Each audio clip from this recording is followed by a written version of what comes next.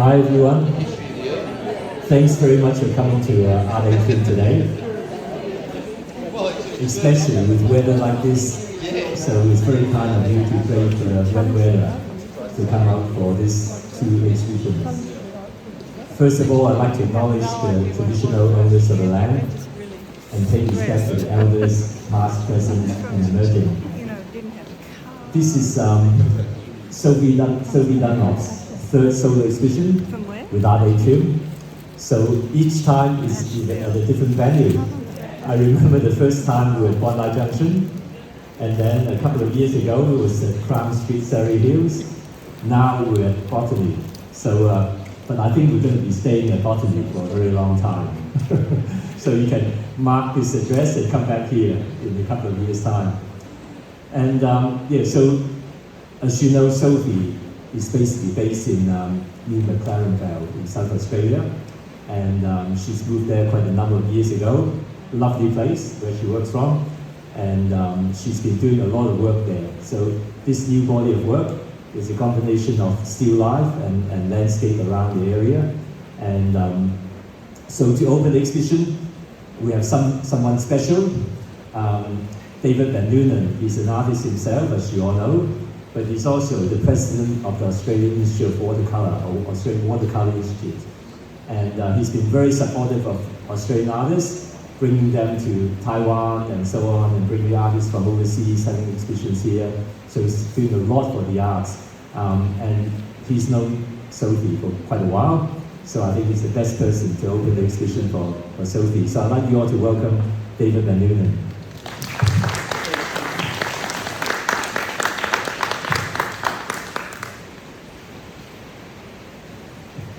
The only one with a mask on. It must think I'm an absolute wimp, but I'm scared. So, and I don't want to take it home to my wife, so I always wear a mask when I'm out still. Picasso once remarked that all children are artists. Picasso had a particular thing in his life that he really wanted to sustain and maintain that creativity that you have as a very, very young person.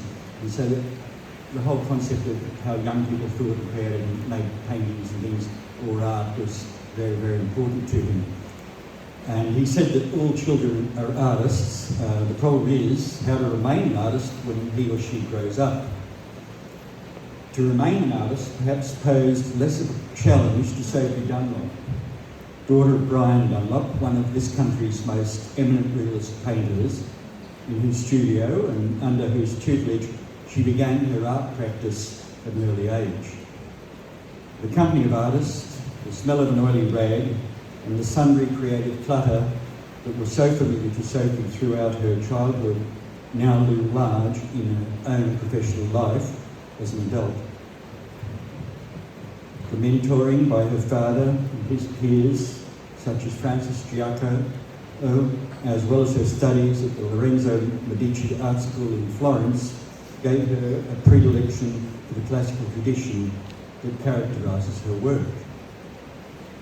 I'm delighted to have been invited by Sophie to open this exhibition because of the admiration in which I hold Sophie and her work.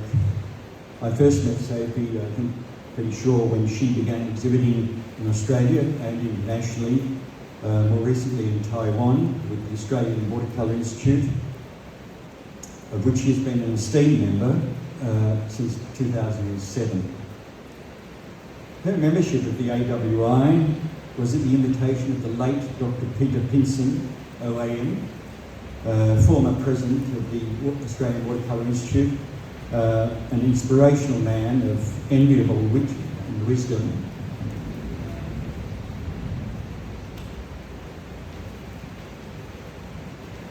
He was also a mentor to Sophie, and you couldn't get much better than that. I was very fortunate as a young artist when I first came to Sydney that I met John Coburn early on and was working doing prints with him and Barbara Coburn. And John became very much a special mentor to me, and that remains so for his lifetime. And later, not much later, but of course I also met Elwyn Lynn, the great abstract painter, and Elwyn Lynn was like a dad to me. So I think that particularly for young artists, mentors are very important. You couldn't get Peter would be an amazing one. And I wished I'd gone and studied with him, as you did as well. So Peter was a much admired and sorely missed friend of mine as well. This exhibition is aptly titled In the Moment, as Sophie's approach to her art is instinctive and emotive in the choice of her subjects. Her work demonstrates a responsive approach to her motives, notably nature, still lifes, objects collected from her travels, mundane accoutrements of quotidian life, and her cherished canine companions. And we share that in common as well, although mine are now all in the garden. So, at any rate, all of which are not only competent but meticulously rendered, compositionally unified, graphically deft and thematically vibrant in every medium to which you turn your hand. More importantly, she paints from the heart. As French writer Antoine de Saint-Exupéry wrote, "One only sees clearly with the heart. The essential is invisible to the eye." Yet in terms of technique, it is a beginner's eye that is evident in works such as Bromeliad Garden, The Rainforest, Still Life with Oranges, The Edge, Indian Summer, and Web of Life. They convey the classical notion of protracting a moment experienced into all eternity. For it is these intrinsic moments that collectively comprise the treasures of a lifetime. Thanks, David. We get Sophie to say a few words. Thank you, David. That was really nice. And so my paintings are mainly based on South Australia where I live, and the things I picked from the forests and the gardens and standing in the landscape painting. But yeah, I do actually love Sydney because of the art community I have here and the gallery. And I miss that in Adelaide, so yeah, it's hard for me to.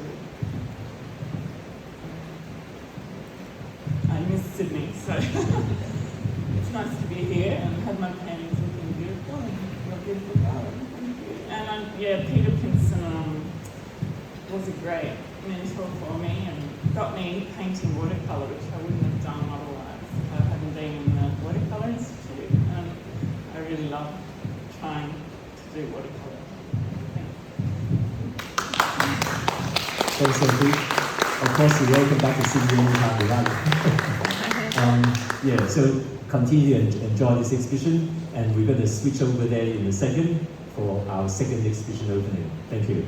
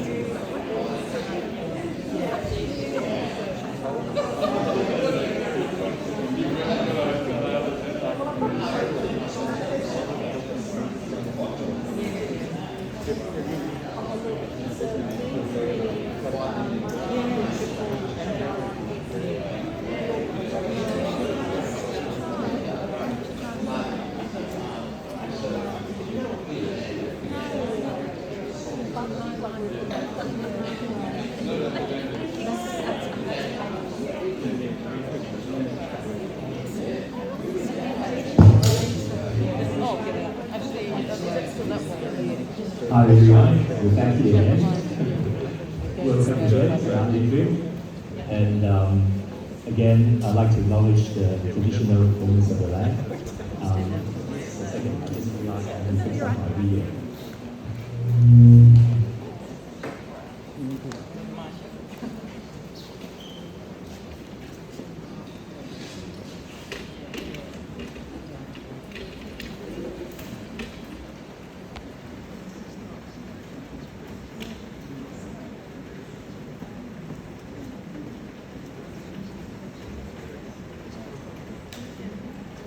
Sorry. We're back here again. Yeah, welcome to Art Atrium again. And again, I'd like to acknowledge the traditional owners of the land and pay respect to elders, past, present, and emerging. This solo exhibition by Maryanne Wick, it's been a long time coming. We started representing her quite a while back, but because of COVID, we never got around to have an exhibition until now. Everything just keeps getting postponed. So, so this is her first solo exhibition here. Although just early this year, she had an exhibition at the Campbelltown Art Centre, which is a fantastic exhibition. So I like to think that we can take it to travel to different regional galleries over time. So she's keeping that body of work intact, and we'll do that hopefully later.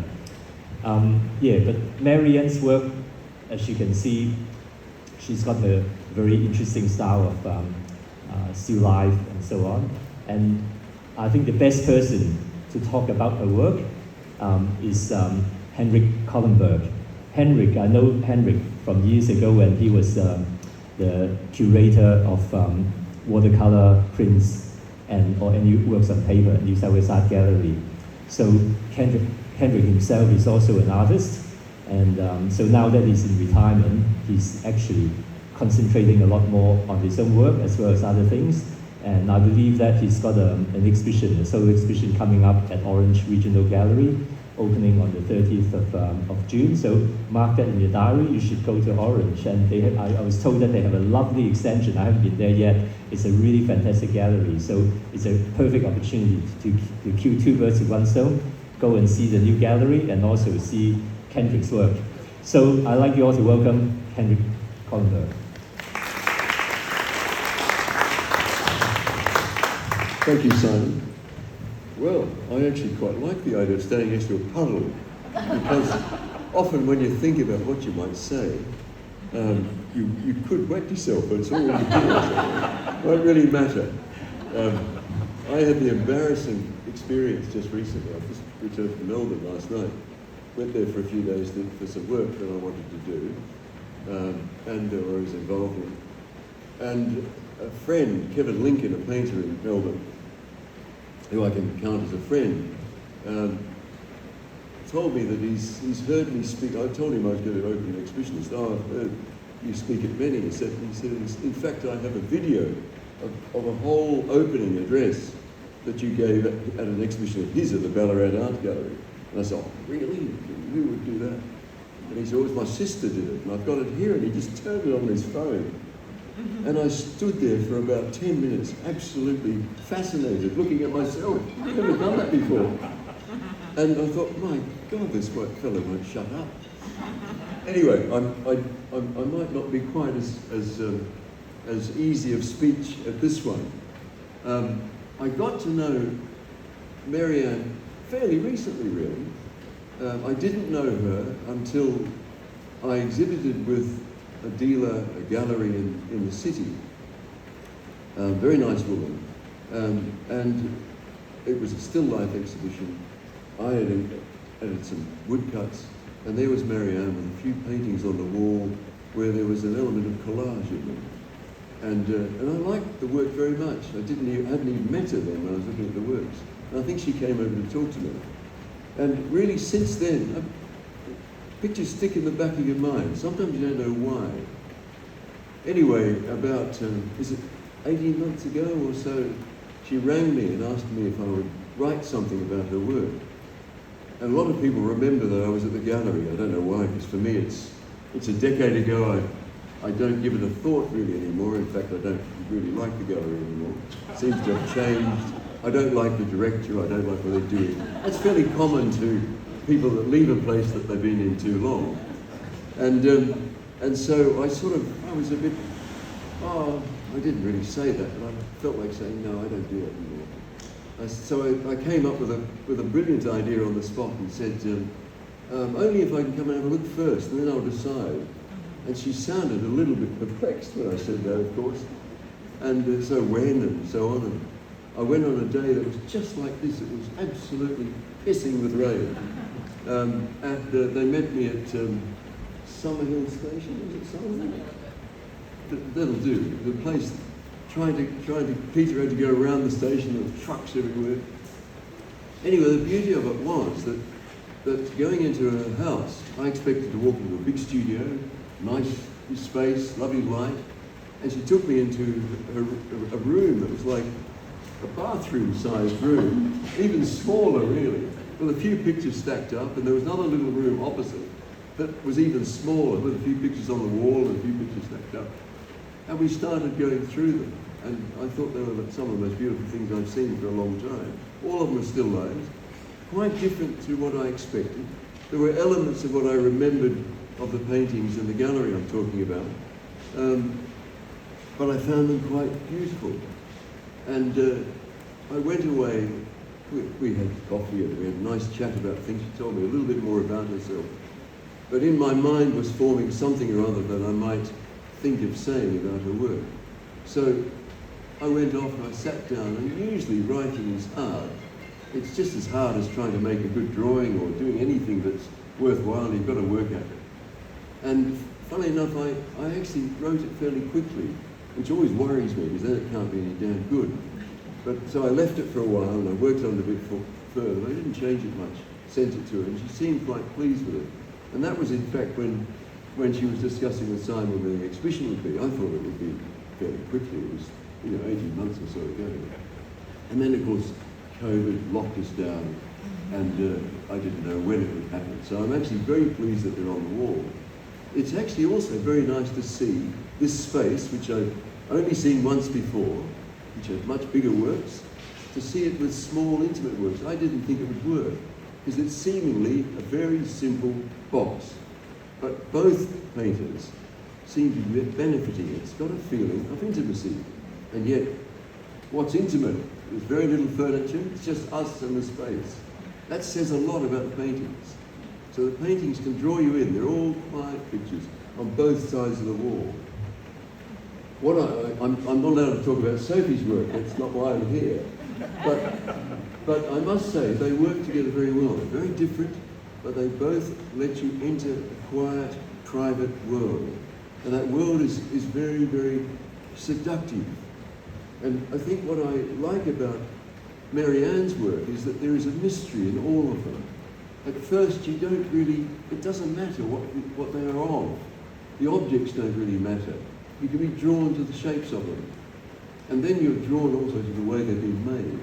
I think both artists ask you that without saying it, shouting it at you. They do it very quietly.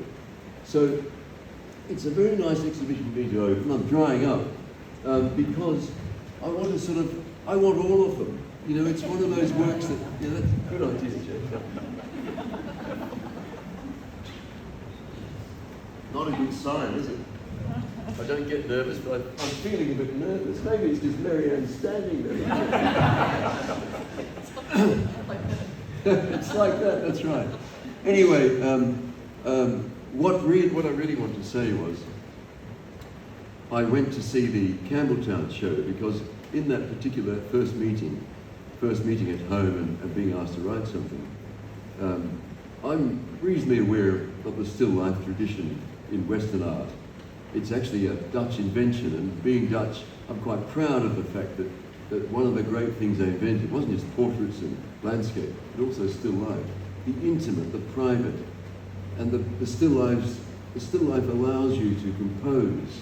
You can actually make an image by composing it before you even start painting it. Doesn't mean it's going to work, but it's a way of entering a world, creating a world, if you like. And I saw all that in Maryanne's work, and I saw it when I went to visit her. But I have to say I was even more astonished, even more pleased when I went to see the exhibition at Campbelltown. It was an extraordinary experience. And the reason for it, and I think it relates to this, and there are a couple of pictures here that relate to those paintings in Campbelltown. She and her husband were in Spain. Peter, her husband, was teaching English. She might have felt for a while a bit lost.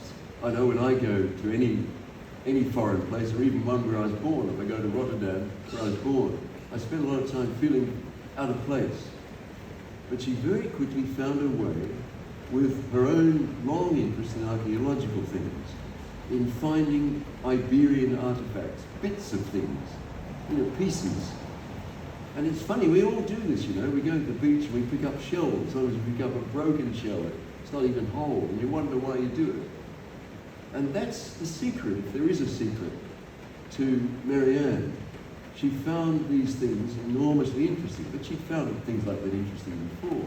But these had a magic that goes back centuries, thousands of years in time.